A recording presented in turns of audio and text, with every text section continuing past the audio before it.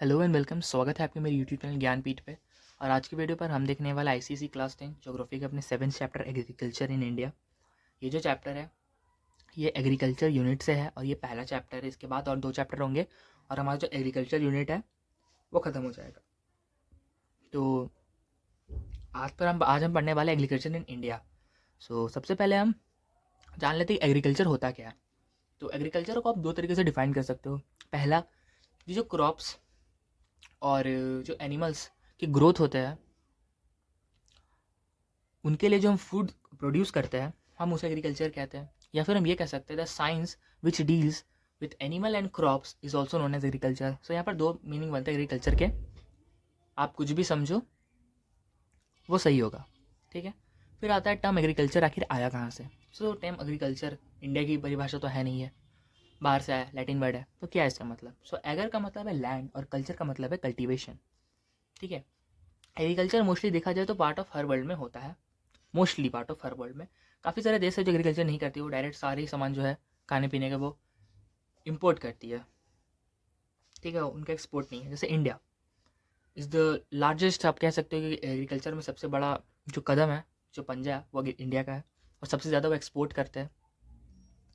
तो आप ये भी कह सकते हैं कि जो आज डे टू लाइफ हम इंडस्ट्रियल लाइफ में जी रहे हैं, इंडस्ट्रियल एज में, इसमें भी half of the world population जो है डायरेक्टली डिपेंड करती है या इनडायरेक्टली डिपेंड करती है एग्रीकल्चर के ऊपर। ये थी एग्रीकल्चर की कुछ इंट्रोडक्शन में हम देखा उसका डेफिनेशन, वो वर्ड कहाँ से आया है और उसकी इंपॉर्टेंस क्या है, ठीक है। अब हम बेसिकली चैप्टर में अब घुसने वाले हैं। तो जो सबसे पहला टॉपिक है इस चैप्टर का वो है importance of agriculture in India. Let's begin with it. तो देख लेते हैं importance of agriculture in India में तो क्या है। India is a very prominent country from agriculture point of view. और साथ ही साथ यहाँ की 70% जो पॉपुलेशन है वो डायरेक्टली डिपेंड करती है एग्रीकल्चर पे। साथ ही साथ हमारे पास काफ़ी सारे क्लाइमेट है जिससे एक डिसएडवांटेज कहा जाता है, पर हमारे पास एक एडवांटेज भी है कि हमारे साथ आज काफ़ी सारे सॉइल्स है जो हर क्लाइमेट पे एक क्लाइमेट पर सूट करता है, जिससे हमारा जो एग्रीकल्चर है वो कभी रुकता नहीं है। जो क्रॉप्स ग्रोइंग है वो कभी रुकते नहीं है। मतलब आज 6 महीने अगर इस तरफ अगर फसल हो रही है तो अगले 6 महीने वेस्ट में भी हो सकता है, मतलब होगा। ऑल राइट, तो देख लेते हैं कुछ इंपॉर्टेंट्स एग्रीकल्चर के इंडिया में क्या क्या है। तो पहला पॉइंट हमें बताया गया कि एग्रीकल्चर बैकबोन है इंडियन इकोनॉमी का, ठीक है। काफ़ी बड़ी बात कही यहाँ पर कि एग्रीकल्चर और बैकबोन है इंडियन इकोनॉमी का। साथ ही साथ वो काफ़ी नेशनल रेवेन्यू जनरेट करता है हर साल। मतलब लगभग बताया गया यहाँ पर 50% of national revenues come from agriculture. तो भारत की 50% अर्थव्यवस्था एग्रीकल्चर है। मतलब अगर एग्रीकल्चर को बंद कर दिया जाता है तो आप सोच लो क्या होगा। 50% कोई छोटा नंबर नहीं है ये, ठीक है। देख लेते दूसरा, जो एग्रीकल्चर है वो हमें सिर्फ फूड और छत प्रोवाइड नहीं करता है, शेल्टर प्रोवाइड नहीं करते ह्यूमंस को, बल्कि यहाँ पर वो रॉ मटेरियल्स भी प्रोवाइड करते हैं इंडस्ट्रीज़ यूज़ के लिए। जैसे कि शुगर हो गया, टेक्सटाइल हो गया, ठीक है, एडिबल हो गया, एडिबल ऑयल हो गया आपका, फिर कॉटन हो गया, ठीक है। काफ़ी सारी चीज़ें हैं जो रॉ मटेरियल्स भी हमारा जो एग्रीकल्चर वो हमें प्रोवाइड करता है। सिर्फ खाना और छत ही नहीं, और इंडस्ट्रियल्स यूज़ में भी काफ़ी इंपॉर्टेंट है हमारे लिए एग्रीकल्चर। साथ ही साथ जो एग्रीकल्चर है वो काफ़ी सारा हमारे जो इंडस्ट्रियल प्रोडक्ट्स होते हैं उनको वो कंज्यूम करता है। अब किस तरीके से कंज्यूम करता है, अब हम खेती करेंगे तो हमें खुदाई तो करनी होगी, ठीक है, खेत तो जोतना होगा। उसके लिए हम पहले तो बैल का इस्तेमाल करते थे, लेकिन अभी अभी हम ट्रैक्टर्स का यूज़ करते हैं, हार्वेस्टर्स का यूज़ करते हैं। हम अभी तो केमिकल फर्टिलाइजर्स भी डालते हैं, पेस्टिसाइड्स भी डालते हैं, खाद भी डालते हैं, काफ़ी सारी चीज़ें हैं, ठीक है, काफ़ी सारी चीज़ें हैं। फिर हम क्या डालते हैं, बहुत सारी जो केमिकल्स डालते हैं, ठीक है। तो काफ़ी सारी चीज़ें जो डायरेक्ट इंडस्ट्रियल प्रोडक्ट्स को भी अफेक्ट करता है, और वहाँ से भी हमारा जो रेवेन्यू है वो भी, नेशनल रेवेन्यू वो भी जनरेट होता है। इसीलिए कहा जाता है कि एग्रीकल्चर 50% नेशनल रेवेन्यू होल्ड करके रखता है, 50% अर्थव्यवस्था, ठीक है। ये थर्ड पॉइंट था। फोर्थ पॉइंट है कि it provide employment to millions of people. बहुत सही बात है कि ये काफ़ी सारे लोगों को रोजगार देती है। एक तो किसान जो खेती करता है, दूसरा जो ट्रैक्टर बना रहा है, ट्रैक्टर बेच रहा है, ठीक है, केमिकल फर्टिलाइजर्स पर एक्सपेरिमेंट हो रहे हैं, उन सारे साइंटिस्ट, उन सारे एक्सपेरिमेंट वाले जो वहाँ पर जो भी काम करते हैं, ठीक है, डॉक्टर्स, फिर आपके दुकान में जो ये सब बेचते हैं उनको भी तो एक एम्प्लॉयमेंट मिल ही रहा है। तो एग्रीकल्चर काफ़ी सारे एम्प्लॉयमेंट्स मिलियंस ऑफ पीपल्स को देता है। फिफ्थ पॉइंट क्या है, many agriculture products exported like tea, coffee, jute, cotton and that brings virgin exchange to our country. हाँ, जैसे इंडिया टी, कॉफ़ी उगाता है, कॉटन उगाते हैं, तो मान लो फॉर एग्जांपल ले लेते हैं, इज़राइल जो है वो कॉटन नहीं उगाता या जूट नहीं उगाता, तो हम उसे डायरेक्ट ये कर सकते हैं ना, ट्रेड कर सकते हैं, हम आपको जूट और कॉटन देंगे और आप जो सबसे अच्छा जो आपके पास है, जैसे मान लो तेल, तो आप मुझे तेल दे देना। तो ये सब भी जो एग्रीकल्चर है इसमें भी हमें बेनिफिट मिलता है। ठीक है, सो हमने देख लिया इंपॉर्टेंस ऑफ एग्रीकल्चर काफ़ी अच्छे तरीके से। अब हम देखेंगे अगला जो टॉपिक हम पढ़ने वाले हैं वो है प्रॉब्लम्स ऑफ इंडियन एग्रीकल्चर, और ये हमारा दूसरा टॉपिक है रिड्यूस सिलेबस के हिसाब से। जो पहला टॉपिक था वो था इंपॉर्टेंस ऑफ एग्रीकल्चर, जो करवा दिया इस चैप्टर से। अब दूसरा टॉपिक है प्रॉब्लम्स ऑफ इंडियन एग्रीकल्चर। ठीक है, और जो लास्ट टॉपिक होने वाला है वो होगा हमारा steps taken by the government to increase the yield crops. इसका मतलब होता है रिफॉर्म्स, आप जाके सिलेबस में देख सकते हो। ठीक है, तो यहाँ पर भी वही सेम चीज़ है जो पहले बताया गया था कि जो एग्रीकल्चर है वो मेन ऑक्यूपेशन है ऑफ इंडिया। ठीक है, और फिर साथ ही साथ जो 70% ऑफ पॉपुलेशन है वो डायरेक्टली डिपेंड करती है एग्रीकल्चर के ऊपर। एग्रीकल्चर जो वो 50% ऑफ इंडियन रेवेन्यू होल्ड करके रखता है, इंडियन इकोनॉमी होल्ड करके रखता है। लेकिन इतना सब कुछ अच्छा होने के बाद भी, ठीक है, इंपॉर्टेंस आपने देखा ही है, कुछ इतना कुछ अच्छा होता है, पर इतना कुछ अच्छा होने के बाद भी प्रॉब्लम्स काफ़ी आती है इंडियन एग्रीकल्चर में। जैसे जो पहला प्रॉब्लम है वो है excessive pressure of population on land. ठीक है, अब इंडिया में क्या है कि पॉपुलेशन दर पर दर बढ़ रही है, हर दिन पॉपुलेशन बढ़ रहा है, सो प्रेशर ऑफ पॉपुलेशन है वो भी इंक्रीज कर रहा है। अब पॉपुलेशन बढ़ेगी तो लोग घर बनाएंगे, घर बनाने के लिए जगह ऑक्यूपाइड कर रहे हैं, लैंड ऑक्यूपाइड कर रहे हैं वो, जिससे क्या हो रहा है कि जो खेती करने वाली जगह वहाँ पर भी आदमी रह रहे हैं। तो जो एग्रीकल्चर के लिए जो लैंड चाहिए, एग्रीकल्चर के लिए लैंड चाहिए, वो लैंड मिल ही नहीं पा रहा है। ठीक है, सो जो एग्रीकल्चर है उसका जो रेट ऑफ एग्रीकल्चर है वो धीरे धीरे कम हो रहा है। सो कह सकते हो कि ये काफ़ी बड़ा negative effect in future India में पड़ सकता है कि जो हमारे जो एग्रीकल्चर है, जो हमारा ब्रह्मास्त्र कह सकते हैं सो एक तरीके से, वो अब धीरे धीरे एग्रीकल्चर जो है और एग्रीकल्चर जो है वो कम हो रहा है भारत में। अब एग्रीकल्चर कम किया जा रहा है। जो दूसरा पॉइंट है वो है अनरियलेबल रेनफॉल। अब एग्रीकल्चर जो है इन इंडिया है वो डिपेंड करते हैं मॉनसून रेनफॉल के ऊपर। ठीक है, which is uncertain, unreliable and irregular.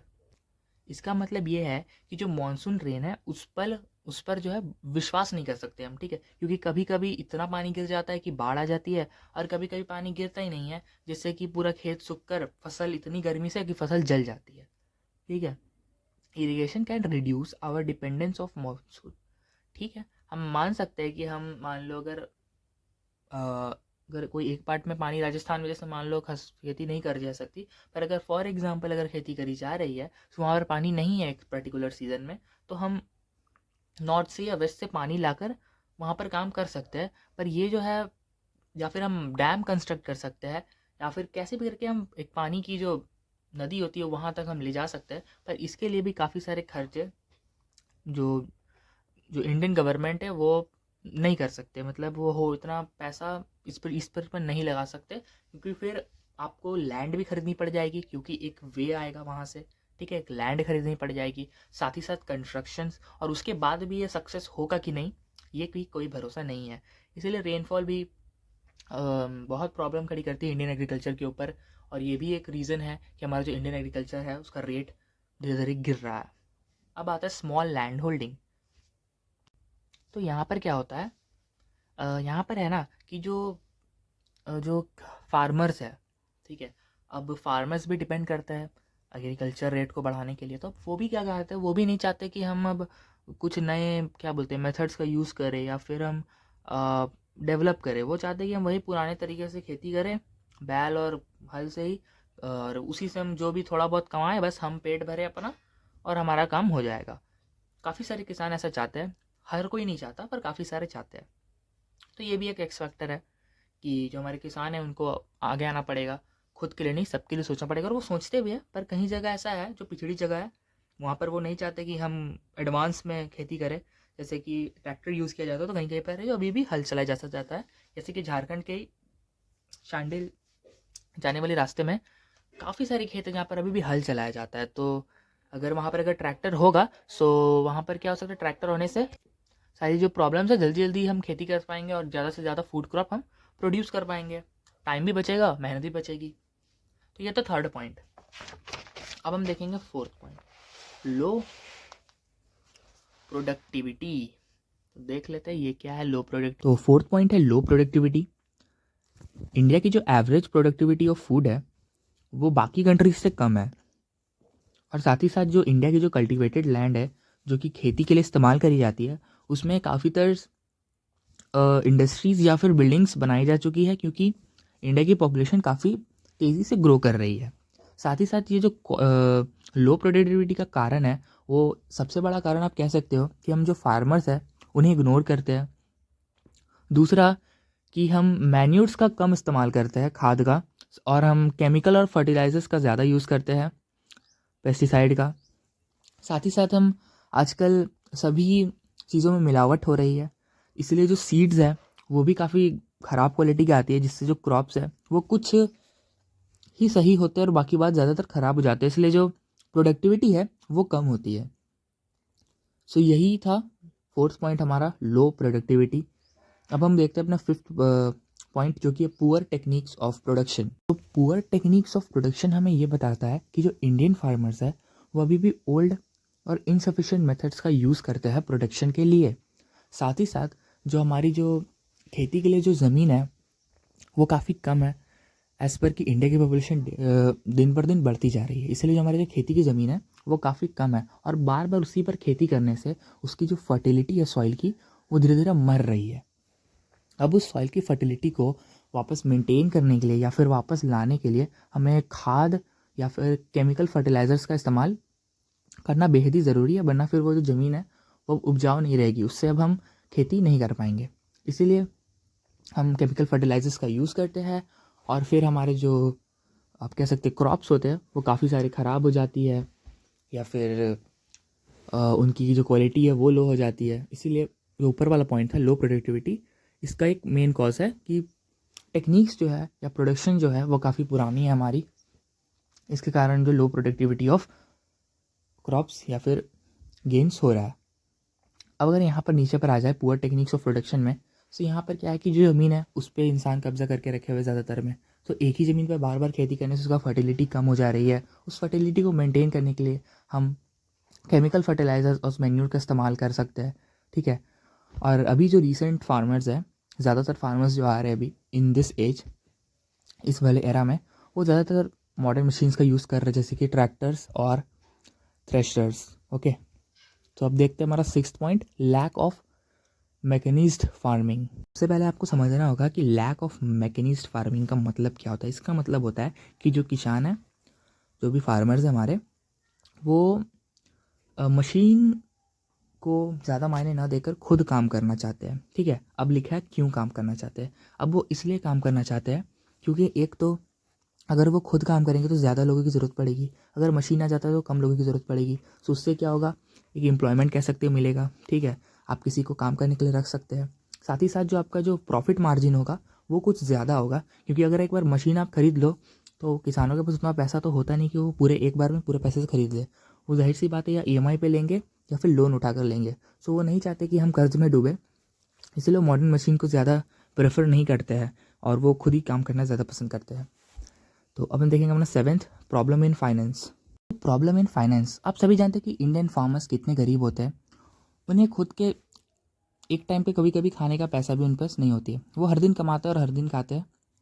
आप हर दिन ये न्यूज़ में देखते होंगे, काफ़ी सारे आपके जो किसान हैं उन्होंने सुसाइड कर लिए, बैंक का लोन नहीं चुका पाए। बस यही रीज़न है कि जो किसान है वो लोन नहीं लेना चाहते, क्योंकि फिर जब वो लोन ले लेते हैं बैंकों से तो बैंक उन पर इतना प्रेशर कर देती है लोन चुकाने के लिए कि उन्हें सुसाइड तक करने की नौबत आ जाती है। इसीलिए वो क्या करते हैं, हम पुरानी टेक्निक्स यूज़ करेंगे, हमें कोई मशीन नहीं चाहिए, हम खुद ही काम करेंगे, पर लोन नहीं लेंगे। इन सबको देखते हुए सरकार ने रिसेंट 5 ईयर्स प्लान बनाई थी कि जो उनके जो बच्चे होंगे उन्हें फ्री एजुकेशन मिलेगी, ठीक है। जो केमिकल फर्टिलाइजर्स होते हैं उन्हें फ्री मिलेगी, उनकी सब्सिडी उन्हें दे दी जाएगी कि आप मान लो 10,000 या 15,000 का केमिकल फर्टिलाइजर्स आप हर महीने उठा सकते हो फ्री में। काफ़ी सारी चीज़ें उन्हें प्रोवाइड कराई गई, फ्री इलेक्ट्रिसिटी हो गई, फिर आपका क्या कहते हैं कि जो फ्री गैस हो गई वो भी प्रोवाइड कराई गई है। पर काफ़ी सारे किसानों तक ये सारी फैसिलिटीज़ नहीं पहुंच पाई because of our Indian government, या फिर कह सकते हो करप्शन। जो हमारे करप्ट नेताज हैं उन तक ही ये सब सिमट कर रह गई। सो प्रॉब्लम्स इन फाइनेंस फार्मर्स के लिए सबसे बड़ी दिक्कत है। इसी दिक्कत के कारण वो लोन नहीं लेना चाहते, क्योंकि लोन लेने के बाद उनके साथ बहुत बुरा अत्याचार किया जाता है। उन्हें इतना फोर्स कर दिया जाता है कि वो सुसाइड क्लेम कर लेते हैं। इसीलिए वो कहते हैं कि हमें कोई मशीन नहीं चाहिए, क्योंकि मशीन खरीदने के लिए पैसे चाहिए होंगे और पैसे के लिए लोन और वो हम उठाना नहीं चाहते। सो आई होप आपको जो ये प्रॉब्लम्स ऑफ इंडियन एग्रीकल्चर है ये अच्छे से समझ में आ गया होगा, और इसका जो मेन पॉइंट है वो है प्रॉब्लम इन फाइनेंस। सो अब हम देखेंगे अपना अगला टॉपिक, जो कि है steps taken by the government to increase the yield of crops. So let's start. First point is it promotes availability of good seeds to farmers, वो अच्छे सीड फार्मर्स को प्रोवाइड करते हैं। दूसरा पॉइंट है agriculture price commission has been set up which controls the prices of agriculture products and purchase of certain crop at fair prices and protects the farmers against exploitation.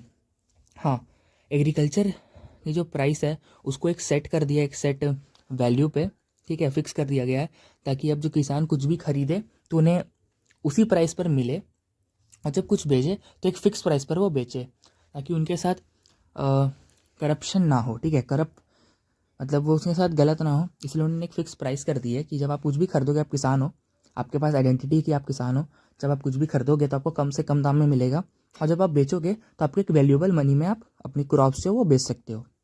ठीक है, तो ये था सेकंड पॉइंट। जो थर्ड पॉइंट है वो है it provides loan for buying farm equipments.